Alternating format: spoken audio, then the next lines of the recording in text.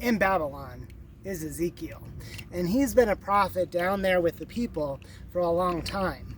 But whenever you're in Babylon, you can't escape the palace. And there's another prophet that is doing work up in the palace. And he's going to find himself in the lion's den. But we need to understand how we got there. So let's start with when Daniel and his friends, Hananiah, Azariah, and Mishael, are taken into Babylon as young boys. They report to the master or the prince of the eunuchs. Their identities are stripped. Their names are changed. And right off the bat, their love and faith for God is tested when they're told to eat from the king's table for the first 3 years. That food is used in pagan worship and sacrifices against our God, Yahweh. So Daniel takes a stance with the master of the eunuchs and says, let's eat fruits and vegetables.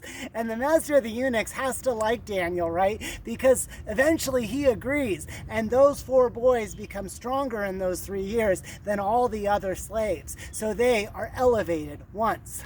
And then Daniel begins to serve Nebuchadnezzar. And while he's doing that and interpreting dreams for Nebuchadnezzar, he happens to be away, and his friends, Hananiah, Mishael, and Azariah, find themselves literally in a fire pit. And that is because they won't bow down and worship to the clanging of bells. They decide to stick to their faith, to Yahweh, their God, and they have to be saved in that fire by the 4th man, who looks like the Son of God. And the fire doesn't consume them, but burns the men who threw them into the fire.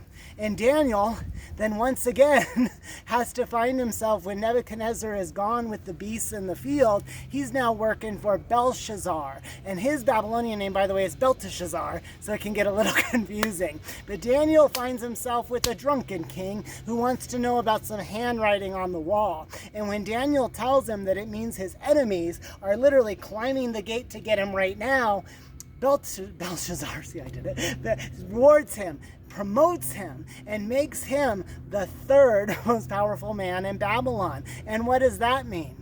Well, what it means is that when King Darius comes along after Belshazzar, he puts 120 princes over the land, and to them he gives 3 presidents. And one of the first president is Daniel. And what that means is that all the princes in the land will find out what's going on, they'll report on what's happening, anything that could do damage to the king, and then those reports get filtered up to the presidents, who Daniel is the head of, and then he will report to the king.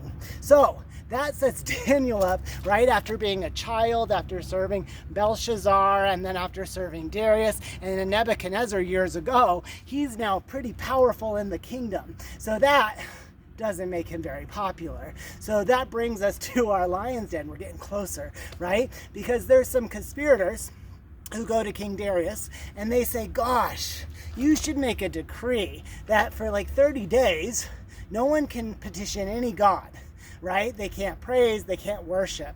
And Darius says, sure, right? Not thinking about it. Well, Daniel reads that, goes and faces Jerusalem out the window and prays, not once, not twice, but 3 times a day, because God is Daniel's best friend, and he ain't not going to pray to his God. But that plays right into those conspirators' hands, because they then go to King Darius and said, hey, didn't you write this rule, right? And Darius is like, yeah. And they're like, Daniel broke it.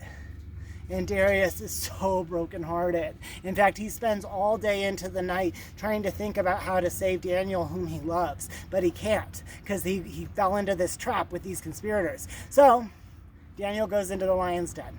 And all that night, Darius can't sleep, and he's worried, and he's so upset about Daniel. And then the next day, he goes and he opens up the lion's den, and he says, Daniel, did your God save you? And Daniel says, yes, my king, live forever. That God sent angels down who went ahead and shut the lion's mouth, and I'm just fine. And moreover, I didn't hurt the lions because, frankly, he could have, right? Because they were so tame. So, like, are we good? And the king's like, yeah, we're good. But the king throws the conspirators, their wives, and their children into the lion's den. And there aren't any angels to shut those lions' mouth. So they become food for the lions. And that brings us to where Daniel will start to prophesize about the 4 beasts and the coming of the future, right?